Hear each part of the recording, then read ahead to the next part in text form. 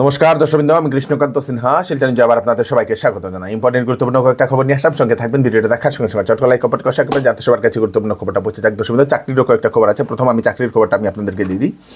প্রথম হচ্ছে এসবিআই ক্লার্কে recruitment junior associates clerical post প্রায় 13,735টা এবং এই 13,735টার পোস্টের অ্যাপ্লাই শুরু হয়ে গেছে এবং 7 তারিখ হচ্ছে জানুয়ারি মাসে 7 তারিখ হচ্ছে লাস্ট ডেট। বেতন 46,000-এর উপরে। www.sbi.co.in এই ওয়েবসাইটে গেলে আপনারা নোটিফিকেশন পেয়ে যাবেন, দেখে নেবেন একবার। বয়স হচ্ছে 20 থেকে 28 বছরের ভিতরে।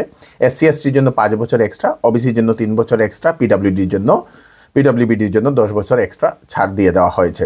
এই যে কোয়ালিফিকেশন গ্র্যাজুয়েট, তো যারা গ্র্যাজুয়েট ছেলেমেয়েরা তারা আবেদন করতে পারবে। 7 তারিখের জানুয়ারি মাসে 7 তারিখের আগে আপনারা অ্যাপ্লাই করে নেবেন। এসবিআই ওয়েবসাইটে গিয়ে আপনারা প্রথম নোটিফিকেশনটা দেখে নিন।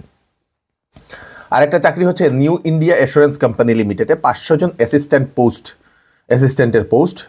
বয়স 21 থেকে 30 বছরের ভিতরে, কোয়ালিফিকেশন গ্র্যাজুয়েট।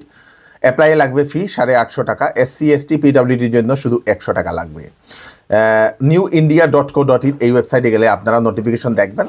সব কিছুতে হলে আপনারা আবেদন করে নিন। দুটা চাকরির খবর দর্শকবৃন্দ। যদি আপনাদের পিআরসির জন্য যদি আপনার আবেদন করতে চান, অনেক ছেলেমেয়েরা পিআরসি আবেদন করতে চায় আসামে থেকে, অফিসে গিয়ে দৌড়তে লাগে, তো আসাম সরকার এখন সুবিধা করে দিয়েছে। আসাম সরকারের যে সেবা সেতু যে পোর্টাল, সেই সেবা সেতু পোর্টালের মাধ্যমে আপনারা সেই পিআরসিটা অনলাইনে আবেদন করতে পারবেন। অতি সহজ হয়ে গেছে। একটা নির্ধারিত একটা সময়সীমা দেওয়া হবে। সেই সময়সীমার ভিতরে যদি আপনার কাজের যদি নিষ্পত্তি না হয়, তাহলে সংশ্লিষ্ট যে অধিকারী থাকবে, সরকারি অধিকারী, সেই অধিকারীকে জরিমানা ভরতে লাগবে। তাই আসাম সরকারের এই সুবিধাটা আপনারা করতে ভুলবেন না। চোখের রোগীদের জন্য হচ্ছে একটা ভালো খবর। নেপালের ডাক্তারের গিয়ে অনেকেই দেখাতে পারেন না, জানেন নেপালের চোখের ডাক্তার ভালো, কিন্তু দেখাতে পারেন না সেখানে গিয়ে। তো নেপাল থেকে ডাক্তার আসছেন আমাদের কাছাড় জেলার সেই কালাইন অঞ্চলের শ্রী শ্রী ভুবনেশ্বর স্টুডেন্ট ক্লাবের ব্যবস্থাপনায় কালাইন শিলচর রুট ভাঙ্গারপাড় মোহনপুর যে বাজার, সেই বাজারের পাশে সেই চক্ষু শিবিরটা আয়োজন করা হয়েছে আগামী 23, 24 এবং 25 ডিসেম্বর।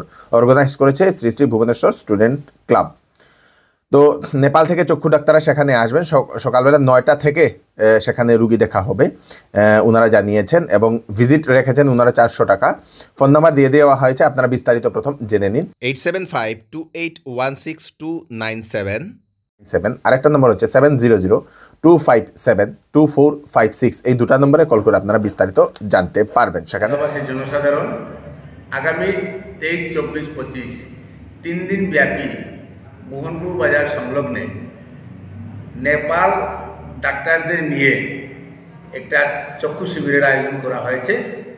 উক্ত শিবিরে নেপালের চক্ষু বিশেষজ্ঞ 2 জন মহিলা ডাক্তার এবং 2 জন পুরুষ ডাক্তার আসবে। ওই শিবিরে এলাকাবাসীর সর্বস্তরের জনসাধারণ উপস্থিত থাকার জন্য অনুরোধ করতেছি। ওই শিবিরে ডাক্তার ভিজিট শুধু নেওয়া হবে 400 টাকা, বাকি ওষুধ, চশমা ইত্যাদি খরচ নিজের খরচে গ্রহণ করতে হবে। আমাদের এই শিবির সকাল 9টায় আরম্ভ হবে এবং চোখের ডাক্তাররা অ্যাভেলেবেল থাকবেন নেপালের 3 দিন। ওয়ান নেশন ওয়ান ইলেকশনের জন্য আজকে সংসদে সেই বিধেয়ক পাশ করার জন্য ভোটিং করা হয়েছে দর্শকবৃন্দ। সেখানে সাপোর্টে 269 ভোট পেয়েছে আমাদের বিজেপি, তারপরে এগেনস্টে প্রায় 198 ভোট পেয়েছে বলে সেরকম জানলাম দর্শকবৃন্দ। ন্যাশনাল ইন্টেলিজেন্স এজেন্সি মানে NIA 16 তারিখে আলফার এক ক্যাডারকে ডিব্রুগড় থেকে গ্রেফতার করেছে। ইন্টেলিজেন্সের সূত্রের খবর মতে সেই ক্যাডার নাকি 15 অগাস্টের দিনে আসামের বিভিন্ন জায়গাতে, গুয়াহাটির বিভিন্ন জায়গাতে বোমা প্ল্যান্ট করবে বলে এরকম খবর এসেছিল, এবং সেই ব্যক্তির উপর নজর রাখছিল। অবশেষে সেই ব্যক্তিকে গ্রেফতার করেছে। সেই ব্যক্তির নাম হচ্ছে ঝানু বড়ুয়া। তারপরে গোয়েন্দা বিভাগ সেই ঝানু বড়ুয়াকে জিজ্ঞাসাবাদ করার পরে জানা যায় সেই ঝানু বড়ুয়া নাকি গুয়াহাটির 4টি জায়গাতে, আপনাদের পানবাজার, দিসপুর, গান্ধী মণ্ডপ এবং শালগাঁও, এই 4টি জায়গাতে ও বোমা লাগাবে বলে এরকমও স্বীকার করেছে। 11টা মোট নাকি বোমা 15 অগাস্টে 11টা বোমা বসানো হবে গুয়াহাটির বিভিন্ন জায়গাতে, তার মধ্যে 4টার দায়িত্ব তাকে দেওয়া হয়েছিল। সেই ব্যক্তিকে এখন আরও জিজ্ঞাসাবাদ করা হচ্ছে বলে সেটা জানা গেছে। দর্শকবৃন্দ, দুদিন পরে পরে আলফার এরকম ঘটনার খবর আসে। দর্শকবৃন্দ, আলফার এরকম ধমকি, একবার বোম রাখার আতঙ্ক, এরকম খবর আসে।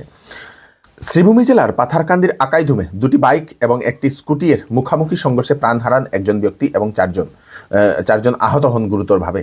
আহতদের সেই হাসপাতালে নিয়ে যাওয়া হয়েছে। 72 ঘন্টার জন্য অনশনে বসছেন সদরঘাট জল সরবরাহ প্রকল্পের অস্থায়ী কর্মীরা। 2 মাস ধরে ওনারা বেতন পাচ্ছেন না। তাছাড়া ওনাদের আরও দাবি নিয়ে ওনারা অনশনে বসছেন বলে সেটা জানা গেছে।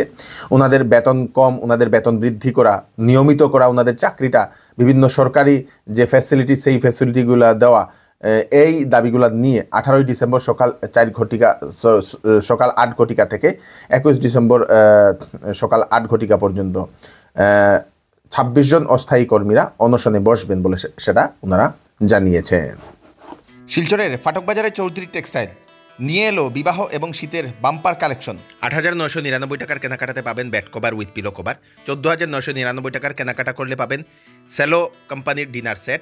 19,999 টাকার কেনাকাটা করলে পাবেন আপনারা ট্রলি ব্যাগ গিফট। 10 দিনের ভিতরে বিক্রিত মাল ভালো না পেলে ফেরত দিতে পারবেন। তাই তাড়াতাড়ি দেরি না করে চলে আসুন চৌধুরী টেক্সটাইল, ফাটকবাজার, গলি নম্বর 2, শিলচর।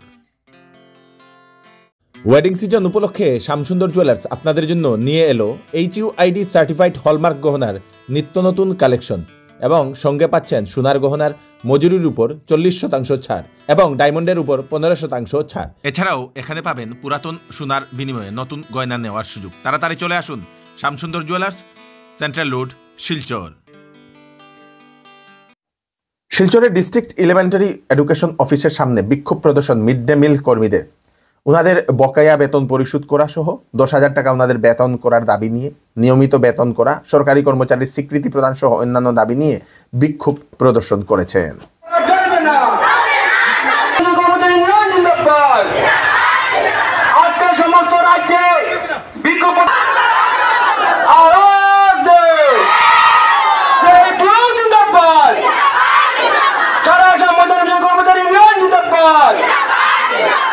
রঞ্জন কর্মীদের টাকা ধার্য করতে হবে। প্রতিশ্রুতি বাজেটে বেতন বৃদ্ধি করার প্রস্তাব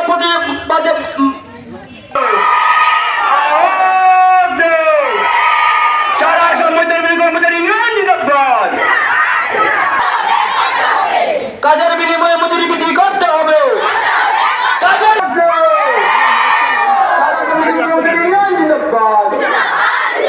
রঞ্জন কর্মীদের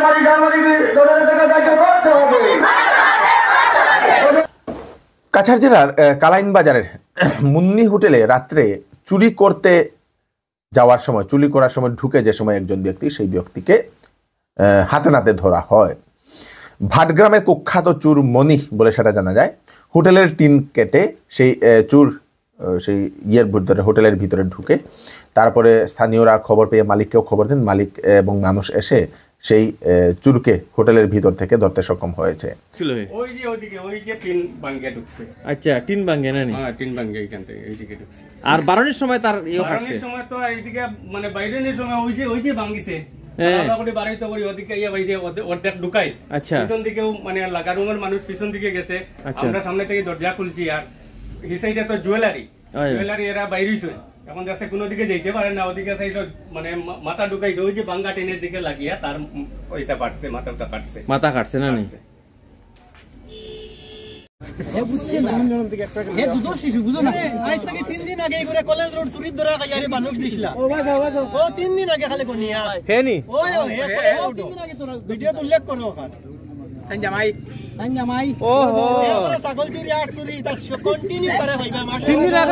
আমিও দেখছিলাম।